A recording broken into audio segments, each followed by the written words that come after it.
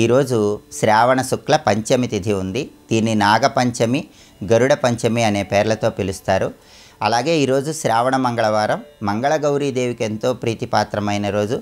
ఈ సందర్భంగా ఎలాంటి విధి విధానాలు పాటిస్తే సమస్త శుభాలు చేకూరతాయో నేటి శుభం లాభం అనే శీర్షికన పరిశీలిద్దాం.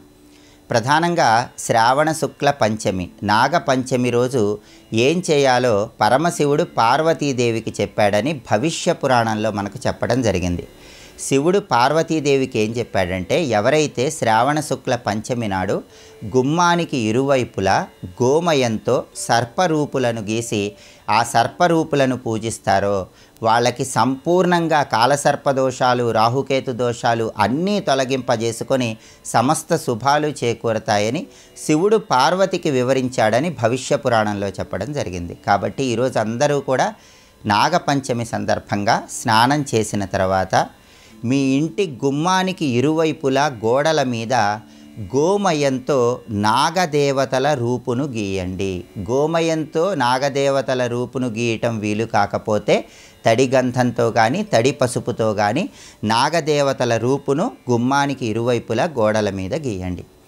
ఆ రూపుకి దూర్వాలు అంటే గరికపోచలు, అక్షింతలతో పూజ చేయండి, సంపంగి పూలతో పూజ చేయండి. అలా చేస్తే ఉత్తమ ఫలితాలు కలుగుతాయని స్కాంద పురాణంలో చెప్పారు. అలా పూజ చేసిన తర్వాత కర్పూర హారతి ఇచ్చి వాటికి తీపి పదార్థాలు నైవేద్యంగా సమర్పించండి. దీనివల్ల సంపూర్ణంగా సర్పదోషాల నుంచి సులభంగా బయటపడవచ్చు.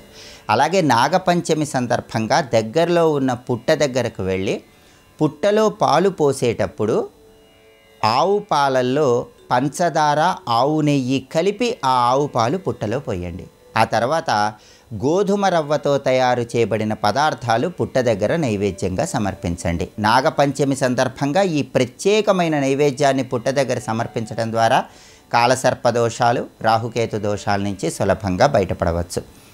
అలాగే ఈరోజు గరుడ పంచమి అనే పేరుతో కూడా జరుపుకోవటం అనాదిగా వస్తున్న సంప్రదాయం. కాబట్టి దగ్గరలో ఉన్నటువంటి విష్ణు సంబంధమైన ఆలయానికి వెళ్ళండి. విష్ణుమూర్తి ఆలయంలో ధ్వజస్తంభాన్ని గరుడ ధ్వజము అంటారు. కాబట్టి విష్ణు సంబంధమైన ఆలయం, రాముడు, కృష్ణుడు, నరసింహస్వామి, వెంకటేశ్వర స్వామి, ఇలా విష్ణు సంబంధమైన ఆలయానికి వెళ్ళి ధ్వజస్తంభం దగ్గర దీపాన్ని వెలిగించండి. దానివల్ల గరుడ పంచమి సందర్భంగా విశేషమైన శుభము, లాభము చేకూరతాయి.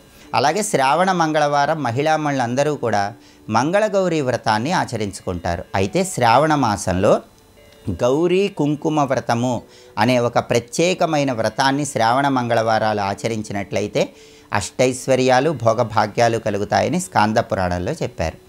శ్రావణ మంగళవారం సందర్భంగా ఈ గౌరీ కుంకుమ వ్రతాన్ని ఎలా ఆచరించాలంటే, మీ గృహంలో పూజా మందిరంలో మహిళలు తమలపాకులో పసుపు ముద్ద ఉంచి ఆ పసుపు ముద్దను గౌరీదేవి స్వరూపంగా భావించుకుంటూ కుంకుమతో పూజ చేస్తూ గౌరీదేవి 108 నామాలు చదవాలి.